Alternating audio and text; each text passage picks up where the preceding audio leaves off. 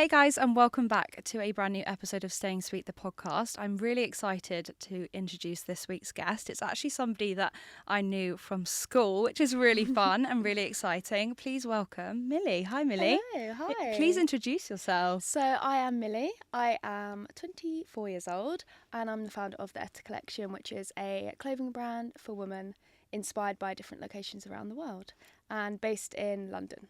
Amazing. So I did actually have a little stalk on the website, and I love the fact that the pieces are inspired by places. What was the first place that sort of sprung to mind in the collection? Was there any particular destination that inspired the whole collection, or? So I started off with this little cute town in the south of France. I've sort of been going there for quite a few years now, so I thought it was just a perfect place, and it's so cute and quaint, and that was sort of the vibe of my brand and everything. So I went for that one first, and I based that off lifestyle. So obviously a cute, quaint town. I did cute pieces, like girly pieces, linens and lace and everything. So yeah, I went for that one first, just the one that I was most fond of, and I absolutely loved south of France. So yeah, that was the easy option for me. I love that. I actually love the south of France as well. It's stunning, like place. Provence and It's so beautiful. Just the best. I can Literally. imagine you being so inspired by that region. How long did it take for you to kind of get the idea, get the inspiration, and then launch and start the brand? So I actually had someone helping me, which was a godsend. I really needed him. He did so much for me, which was really good. So I think I knew I wanted to do it in August 22.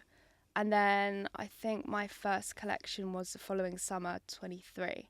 That's a quick turnover, though. Yeah. Quick turnaround, particularly with summer as well, because you kind of have to be ready at the beginning of the year. Did you feel that pressure to kind of be organised, ready to kind of promote and launch and share? Yeah, a lot of pressure, and I also released way too late. So that was one of my sort of biggest challenges and biggest not failure, but I released at the end of July, I think, which was just far too late for a summer collection. You should sort of be releasing in April time. So yeah, I missed the boat with that one.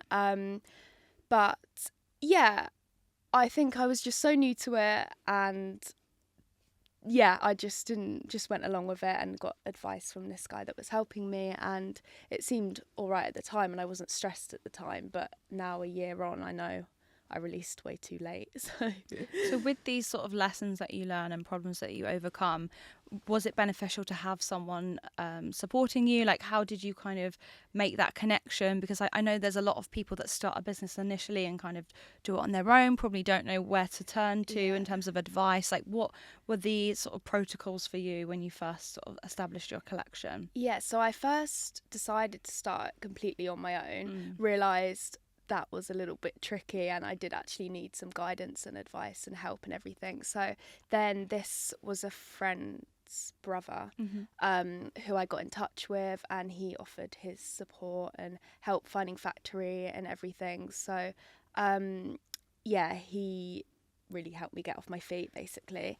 But now I am completely on my own, which I love. Yeah. Would it be something that you would expand on in the future? Like, as you've developed the brand, have there been any particular areas that you feel like you'd love to outsource that support or that help? What types of areas within that business has either come easy or come really tricky? Yeah, so I love the marketing side of it. I really enjoy making content and all of that. So I think I will always want to be in charge of that, just because it's fun and creative. And obviously the designing side, I will always be in charge of that. But then you get the more tricky stuff, the logistical stuff, which is not as fun. So I'd probably get a little bit of help on that in the future. I would love to hire someone, even just for extra ideas and extra inspiration. Having someone to talk to and get ideas from and help you out is always a good thing. So yeah, I definitely want to hire someone in the future, but for now I'm handling it on my own so far. Well, it seems to be doing really well. Can you share a little bit of the story behind the name Etta Collection. Is that how you pronounce Yeah, it? yeah. So I kind of wanted like a really pretty, feminine, girly name, just because that's what my brand's all about. So I actually came up with the name Etta just going off of that. And then I realised, so my real name's actually Emily and my initials are E.T. So it kind of was a coincidence. It's like E.T. Really cool. kind of. Very cool. I love that. Yeah, but that was purely a coincidence. I shouldn't say it's a coincidence, but it is. All part of the marketing strategy, exactly. Everyone. But yeah, just a pretty feminine name, really. And how do you stay motivated during the times when it is just an idea and you're in that design stage? Did you find yourself like illustrating or drawing out designs, or were you more inspired by like actual tangible things like materials and prints and colour, and was there a particular focus for you? Yeah, so as each collection is inspired by a different country or city or location or whatever, so my process is I obviously pick the country if it's close to my heart or something, or just because I love the country, and then from then I will obviously research into the country and pick out the most important bits, such as architecture or colour or lifestyle, and then I will design based on whatever I choose. So for example, my first collection, that was Saint Maxime, the small town. I went off lifestyle. The second collection was Paris. To be fair, I went off lifestyle again there. Yeah. And my third collection was Greece, and I went off colour and architecture. So I went off ancient Greek, the buildings. They have like the ribs in them, so I did like ruching and Gorgeous. sort of ribbing details. So yeah, it kind of depends what country I'm going for, and then I will base it off of that. I love that so much. So would you say that that is what sets the collection apart from maybe other competitive brands out there? I know it's an amazing landscape that we're living in. Sort of on social media, we can kind of find these brands and discover them and shop from them. I saw a TikTok of yours. I think it was probably the first one that I found actually, and it was about your sort of problem solving, and that the brands that you like were sort of typically Australian, and you wanted to kind of bring that style to the UK and make it more accessible because of shipping costs and things like that.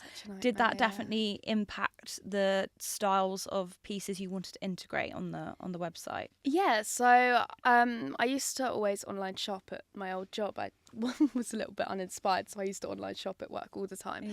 And I just found that all the clothes I loved were from Australia. Or I love UK brands, obviously, but a lot of them were sort of luxury brands and they weren't as accessible. And I just found every single piece I liked on the shop page was from Australia, and you just can't get it because of tax or whatever, or delivery times. And also I found when I would go on holiday or travel or whatever, the little boutique-y shops with all those pieces, they're just so nice. The independent brands in these shops in different countries, I found they were so pretty and different. So I sort of wanted to bring that to the UK, hence where the idea behind inspiring it by a different country came from. I think I've gone on a tangent. No, that's perfect. I can't remember the initial question now. Well, I'm going to jump to another question, which is, are there any hero products that define your brand? I think from my first ever release, I had this linen top with sort of lace detailing, and that was a winner. That was one of my best sellers, still is one of my best sellers. And I think that really set the brand off because it showed that the pieces are high quality, they're very pretty and feminine, they're a bit different, a bit unique. So yeah, I would definitely say that. And also paired, it has like a long maxi, really pretty maxi skirt.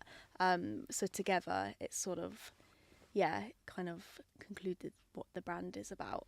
I love that so much. And with the sourcing of materials, the sort of building on the sort of manufacturing side of things, how do you approach things like sustainability or finding materials that are right and a good fit for the brand? Yes, so I make all my clothes so far in Portugal, and I've been to visit the factory a few times now, so I know what the factory's like, and the people there are lovely, and obviously the quality is amazing. So Yeah, in terms of like sustainability, I'm quite sustainable. I use like recycled packaging and everything. I know my factories are in good condition.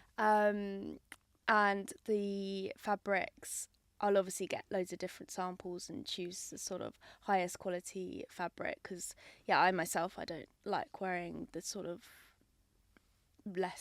lower quality fabrics. I just find they don't last long, or they don't keep their shape, or they don't feel nice, or they're sweaty or whatever. I don't know. So I just make sure the fabric is high quality, and And what would you describe for the ideal Etta Collection girly? Where would she be going? What would she be doing? Set the scene for me. I love it. Set the scene. Okay, so luckily my target market is myself. Oh, so that's fantastic. Always a winner. So the Etta girly, she loves her clothes, she loves fashion, she likes sort of unique pieces that stand out a little bit more. She doesn't like fast fashion, steers away from that. She would rather spend a little bit more money on pieces that are going to last forever and that she can whip out each year, every summer or every winter. She loves going on holiday. She loves traveling. Don't we all? It's the best thing in the world. I always say going traveling, but I just think I like a holiday, really. I like a holiday. So she loves buying nice pieces to go away on holiday, going out to eat. She likes dressing up. She likes looking nice. But I mean, saying that, I love to put my trackies on and chill. I'm half the same. time. Yeah, it's really like a guilty pleasure of mine. Like, I want to be that fashion girly that looks chic 24/7, and I just can't do it. Neither. Especially, do you work from home? Yeah, I'm in trackies 24/7. Hair in a bun, greasy bun, no makeup. Yeah, when I have to like do an Instagram story or something, I'm like, oh, I've got to go and get ready now. Yeah. Do you ever find like on those days where you kind of open your laptop and then one email leads to like 100? Do you find that you don't actually get out of that like pajama rut, and you're just like, oh my God, I've been in this position since 7 a.m. and I haven't left and it's 3? Yeah, the worst is after gym, when you come back after gym in the morning, open your laptop and you're just there in your sweaty gym gear for the whole day. I can so relate to that. Oh my goodness me. Horrible. But it's all an illusion. I never look that. I never look good on stories. Well, I look good on stories, but I'm not. Is there anything that you would give advice wise for somebody who is like yourself, a solopreneur, somebody who's self-sufficient, working on a business and an idea? My audience is 100% female, so amazing. I love it. They're girl bosses, go-getters. I love they them. might be founders themselves. What advice would you give to someone to kind of get through the day? I think always have someone to talk to is nice. I was, as I say, on my own at the start. Well, I had the guy helping me, but other than that, I didn't know anyone in the industry. My family aren't in the industry, my friends aren't, so I was completely on my own. But recently I've sort of found people, similar creatives or brand owners that I've started talking to, and it does reassure you. It makes you feel so much better, like knowing that they've got the same problems as you, and you're not alone basically. So definitely find people to talk to and ask questions. Don't be afraid to reach out to anyone. I think just you have to motivate yourself, because like self-employed, you could get out of bed at 10 a.m. if you wanted. So you have to definitely get into a routine, motivate yourself, get up and do some exercise or something. Like just, bit of movement for the day. Yeah, literally. And then just sit in your sweats for the rest of the day. It's great. That's it. Do you think that social media has had an impact on you finding those people that are sort of moving the cogs for you within your business? Has social media kind of catalysed that for you? Yeah, definitely. A lot of people I've found on social media, because as I said, I haven't got anyone in the industry close to me. I met a lot of friends and also some lovely influencers as well on social media. They've really helped me out, as well as sort of you kind of become friends with them, you chat to them, which is really, really nice. Everyone's so friendly out there, so most people. That's really cool. But all through social media for me anyway. And in terms of bringing the brand to the sort of the masses outside of like online, so I imagine the brand is currently just online only. Yes, yeah. Do you have any plans for a store in the future? Because I know, for example, Odd Muse. Yeah. God, she's yeah. been able, Amy's been able to create a brand big enough that I know, has, yeah. you know, launched into an actual building, which when you look at the landscape of the retail spaces at the moment, that's near on impossible. Yeah. Does that give you like hope or excitement for actually having a retail store? Would you want one? Yeah, definitely. She's done amazingly. I absolutely So love her. good, yeah. So good. Yeah, I'd absolutely love to have a store. I think I will start with pop-up shops for now. I want to do one quite soon, actually. My ultimate goal, I'd love going on the sort of idea of having different countries inspiring my collection. I would love to put my clothes in beach clubs Very or cool. little boutiques in those locations. Obviously there's going to be quite a few, so I'd not have to do all of them, but yeah, my ultimate dream is to have my clothes in a beach club in the south of France. I mean, wouldn't that just be so cool? I know, I mean, good. glass of rosé in one hand, Literally. pieces of the Etta Collection in the other. Exactly. It's just a dream. Yeah, and beach club is great because people drink their rosé and then They want to more spend. likely to buy. They want to spend. That's Exactly. so true. So, I mean, yeah. that's like the perfect excuse to Yeah. go shopping, isn't There it? we A go, little bit of yeah. rosé. Yeah, in the it works for me sunshine. anyway. Yeah. Oh, fantastic. And would you say that the sort of initial collection that's come out, have you received a variety of different feedback? Has there been anything that you thought, okay, wow, I really need to go back to the drawing board with this, or this sold really well, I'm going to keep that in the collection? Like, what's influenced the feedback side of things? Yeah, I think a lot of feedback I have for this collection little dresses and little skirts, and a few people have said they're a little bit too short. So I need to next time make sure I use fit models who are slightly taller and not just myself, because at the moment I am just using myself. So yeah, I've definitely taken that on board next time, and I'll do longer lengths next time. Same for like bust sizes as well. Make sure to make a few pieces for bigger busts, smaller busts. Yeah, obviously a lot to learn and a lot to improve on. But yeah, I take it all on board and then aim to improve it for the next collection. That's really exciting. I feel like you can't go wrong with that sort of process Yeah. anyway. What would you say is your proudest achievement so far with the brand? I think a lot of the influencers that have worn my clothes I've been really happy with. Didn't even expect replies from some of them. But yeah, a lot of them have worn my clothes and they've even come back for some more, which is amazing because they obviously really like the product. So definitely a few influencers I've been really proud of and happy with. And repeat customers as well. That makes me really proud and really happy because I know that they've really loved it to come back. There's this one customer actually, I think she must have every single piece from I know I've only had 3 collections, but I think she's had every single piece, which just makes me so happy and so proud that she loves them so much and she keeps buying from me. So yeah, definitely those 2. And also I think my marketing has improved, looking back at my Instagram from how last year and looking at it now. I definitely think just starting sometimes makes it a bit easier to kind of get yourself in a flow. Would you say that you kind of had the approach of what I call on here messy action versus like it having to be perfect to launch something? Did you feel like you launched and shared stuff on socials when you maybe felt like, oh, I'm not sure if I'm ready, but I'm gonna have to do it? Yeah, I think with the advice on, for example, TikTok, people were saying post 3 times a day, and I think that's fine on TikTok because TikTok's more chilled and more relaxed, and you can get away with posting anything. But I think with Instagram, I found it quite hard because I felt the pressure of having to post 3 times a day, but there would maybe be times where I wasn't too proud of that picture or what I was posting or that bit of content, but I just do it anyway.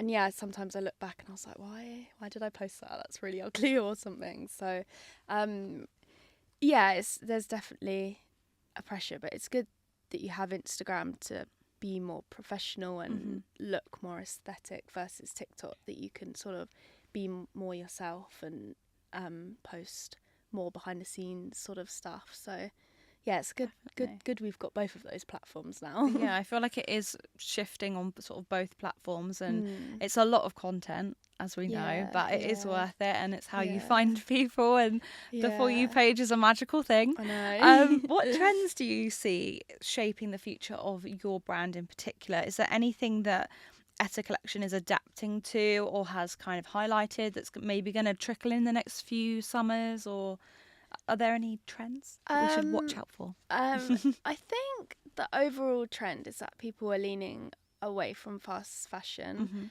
Hmm. and the sort of lower quality products, because I think people, well, I see it happening a little bit more that people are willing to spend a bit more in order to have a piece of clothing that's going to last them for years. Mm. So I definitely think that's a big trend that my brand also follows, because my pieces are that little bit more expensive, but they are better quality and they're going to last you forever and they're timeless. So yeah, I would say that is the main trend. Amazing. And what advice would you give to somebody who is looking to start a clothing brand? Is there anything that you wish you'd done first? Biggest lessons is knowing the hidden costs. Okay. So for example, obviously you've got your production and you think that's it. You pay for production, that's it, it's all done. Still a lot of money, but like that's it. But no, you need to then remember shipping and your import tax and everything, which then comes a little bit later, and that is also quite expensive. So I think, annoyingly, and it's a bit miserable, but costs and hidden costs is one thing that I wish I knew early on, so that I could prepare myself for when the bill does eventually come in. But yeah, the first year I think I was just getting hit with these bills and import tax and shipping fees and all of the rest of it, that it scares you a little bit. And yeah, so that is one thing that I will tell people starting a business, is that there will be hidden costs. Just be prepared for them. Definitely. I feel like you can kind of go in with a number in mind, or you think I'm only going to Yeah. spend this much on a Yeah. startup, and then those things evolve. Yeah. Or, for example, like needing certain softwares to launch, or scheduling posts, or Exactly. hiring Yeah. someone to do your social media, like all these little things that Exactly. do add up. That's Yeah. a really like great answer. Yeah. Um, Bit miserable. yeah, but- miserable answer, but I feel Sorry. like it is the reality I of it, and know, I think yeah. it's great that there are so many people that share their sort of business growth journey on social media, but sometimes I think they're not realizing the actual amount of money that is going Yeah. to fund and start up a business. Exactly. And Yeah, you're gonna go over budget, probably. especially with Yeah. clothing, I feel like, because you might make that initial collection, you might make samples and they be not quite right, because I've seen Yeah. that a few times with brands, that maybe Yeah. they build a whole sort of portfolio of pieces and they're not the right fit, or they don't feel on Exactly. brand. Yeah. But that's great, and it's great that Yeah. you've been able to find and source a manufacturer that works for the brand Definitely. and Yeah. is suitable. Yeah, definitely. They get my vision, which is good. That's so good. Yeah. So what would you say are the long-term goals for Etta Collection? Is there anything like in the next 5 years you'd love to achieve? So I think, like Amy at Odd Muse, I absolutely love her brand, and she's obviously built this community of girls who look forward to her drops, look forward to her releases, and as soon as it's released, they're on it, they buy it. So that is probably my long-term goal, is to build a community of girls similar to myself, similar to yourself, who look forward to my drops, look forward to my releases. Also, they get excited because hopefully when I like leak what the country is, they're like, oh, that could be that could be that, or oh, I love that country, I've been to that country. So yeah, and then sign up to the wait list and then buy it as soon as it comes out. So that is my aim, is to just build a big group of girls who love my pieces and love them so much that they're happy to buy from the next collection as well, and a beach club in France. Definitely. I mean, they're great goals. I feel like brand loyalty is so much more important now than ever, as we step away from those cheaper brands that are doing and serving none of us. And they're certainly not serving landfill, that's for sure. Yeah, exactly. But that's really, really great. And my final question to you is, how has being a female founder influenced your approach to leadership, and how has it shaped you? So I think I've sort of become stronger in a sense of standing up for myself. That sounds really like cringe, or No, that's a great answer. Because I think before I was spending a lot. I think I may have been getting overcharged here and there, but now I'm more knowledgeable and now I'm a little bit stronger. I negotiate prices and I have the balls to say, no, I'm not paying that, I'm paying that. But whereas my first year I was a little bit clueless. I'm still probably am clueless now, but I think I'm a little bit more knowledgeable in terms of knowing what price is good, what price is bad, and saying, no, I'm not paying that, I'll pay that, sort of thing. So definitely stronger in that sense. And what else? I feel motivated because I'm doing something that I love. That's always the key thing, isn't it? Definitely. Do you feel like it's stepped you out of your comfort zone with maybe like meeting new people or new networks, building a network? Yeah. Have you found that easy, or have you sort of done that like gradually as you built the brand? Yeah, again, it's something I've started doing very recently. I have recently put on an event as well, to sort of promote my brand and launch my new collection, and also to just get like-minded individuals together. So I did that quite recently, which was different for me. I don't know why I haven't done that sooner, really. But yeah, I've been putting on events in my garden, getting a few creatives, influencers to come along, where we can all share ideas and mingle and network and everything. So I've started doing that, and then I'm going to put on a few more over summer as well. So that's something that I've gone out of my comfort zone for, but it's paid off, and it's also so nice to meet other people, other similar people. Yeah, definitely. And yeah, that's sort of why I say for anyone wanting to start a business is just meet people. Like, you never know what they might say to you, or what advice they give you, or recommendations. They might recommend you a manufacturer or something. So yeah. It's very exciting. Well, thank you so much for coming on the podcast. Thank you for having me. For sharing the brand. I will be sure to link everything in the show Thank notes you and so in the much. YouTube description. But thank Amazing. you so much for coming on, Thank and I you wish so you all much. the best with this collection and all the collections to come. You guys can shop away, please do, and check out the social medias as well. Thank you so much for tuning in, and I will see you guys next week. Bye.